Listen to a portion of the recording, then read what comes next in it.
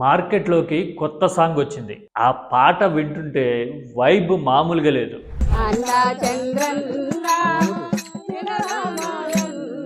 విన్నర్గా ఈ పాట వింటుంటే గతంలో రికార్డులు బద్దలు కొట్టిన ఇంకో పాట గుర్తొస్తుంది.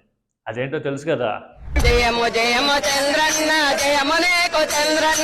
దీని గురించి ఏపీ వ్యాప్తంగాను రాజకీయ వర్గాల్లోనే కాదు జనంలో కూడా చాలా చర్చ జరిగింది. ఇలాంటి పాటలు హంగామా కోసం ఎంత ఖర్చు అయింది అనేది కూడా అప్పటి ముఖ్యమంత్రి జగన్ సభలో ఒకసారి చెప్పారు. దీనికోసం 83 కోట్ల అధ్యక్ష ఖర్చు పెట్టింది. అది లెక్క. ఇలాంటివి చూసినప్పుడే TDP innovation, level of creativity ఎలా ఉంటాయో మనకి అర్థమైపోతుంది.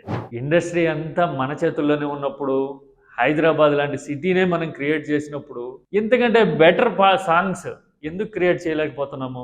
మహామహా డైరెక్టర్ల సలహాలు కేవలం రాజధాని నిర్మాణం కోసమే తీసుకుంటామా? ఇలాంటి పాటల్లో కూడా అప్పుడప్పుడు తీసుకుంటే బెటర్ ఏమో కదా. ఏమంటారు?